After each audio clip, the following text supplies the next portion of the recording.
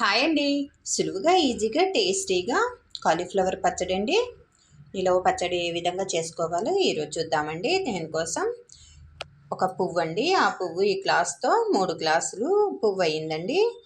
1 గ్లాసుడు ఆయిలు, పావు గ్లాసుడు ఉప్పు, అర గ్లాసుడు కారం, ఒక 2 వెల్లుల్లిపాయలండి ఒలిచి పక్కన పెట్టేసుకున్నాము. 1 స్పూనుడు ఆవాలు, 1 స్పూనుడు మెంతులు, నిమ్మరసం అండి. ఒక 3 నిమ్మకాయలను తీసుకొని వాటిని రసం తీసుకొని పక్కన పెట్టేసుకున్నామండి. ఇప్పుడు ఏ విధంగా తయారు చేసుకోవాలో టేస్టీగా చూసేద్దాము. ముందుగా స్టవ్ వెలిగించుకొని ఒక గిన్నె పెట్టేసుకొని ఆవాలు 1 స్పూనుడు, మెంతులు 1 స్పూనుడు వేసి వేయించుకోవాలి.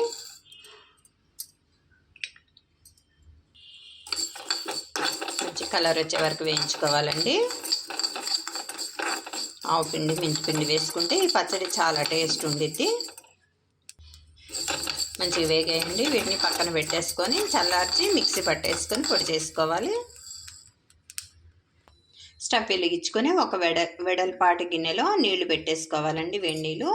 అందులోనికి ఒక 1/2 టేబుల్ స్పూను ఉప్పు వేసుకోవాలి, కొద్దిగా పసుపు వేసుకోవాలి,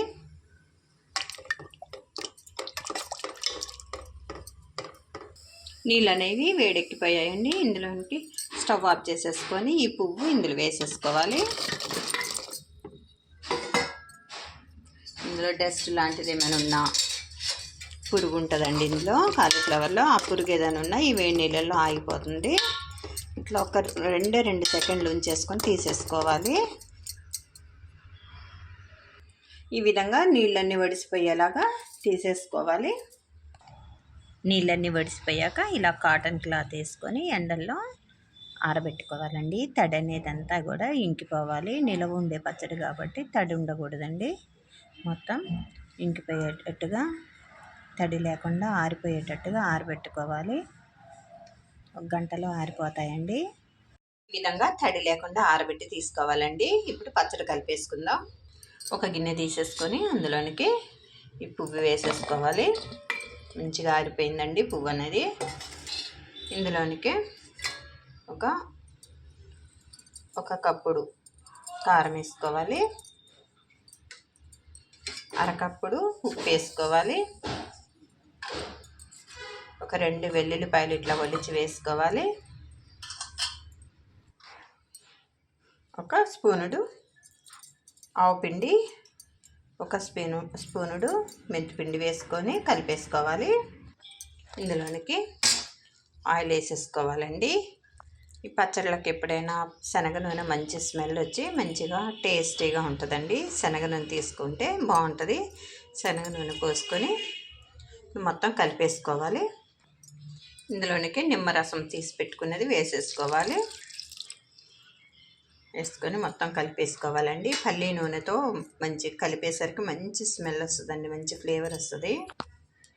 ఈ విధంగా మొత్తం కలిపేసుకోవాలండి. ఒక రోజు తర్వాత మంచిగా నూనె అంతా పైకి తేలి ఉంటుంది. ఇప్పుడు కొద్దిగా తాలింపు వేసేసుకొని ఇందులో వేసేసుకోవాలి. కోసం స్టవ్ వెలిగించుకొని ఆయిల్ పెట్టుకోవాలి. ఇందులోనికి 4 వెల్లుల్లిపాయలు వేసుకొని ఆవాలు మాత్రమే వేసుకోవాలండి.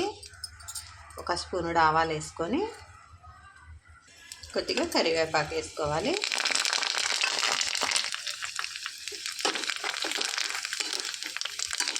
వేయించేసుకొని స్టవ్ ఆఫ్ చేసేసుకోవాలండి. చల్లార్చుకొని అందులోనికి పచ్చళ్ళలోనికి వేసేసుకోవాలి. ఈ తాలింపు అనేది రెడీ అయిపోయిందండి. సులువుగా ఈజీగా టేస్టీగా కాలీఫ్లవర్ పచ్చడి అండి. ఒక రోజు అట్లా పెట్టేసుకున్నాక ఈ ముక్కంతా నానిపోయి కిందకి వెళ్తుందండి, నూనె పైకి తేలుతుంది. ఎంతో టేస్టీగా, చక్కగా పుల్ల పుల్లగా, కారం కారంగా ఎంతో టేస్టీ అయిన కాలీఫ్లవర్ పచ్చడి అండి. చాలా సులువుగా చేసుకోవచ్చండి మంచి టేస్ట్తో. మీరు ఈ విధంగా ట్రై చేసి చూడండి. ఎలా వచ్చిందో కామెంట్ చేయండి, సబ్స్క్రైబ్ చేయండి, లైక్ చేయండి. బాయ్ అండి.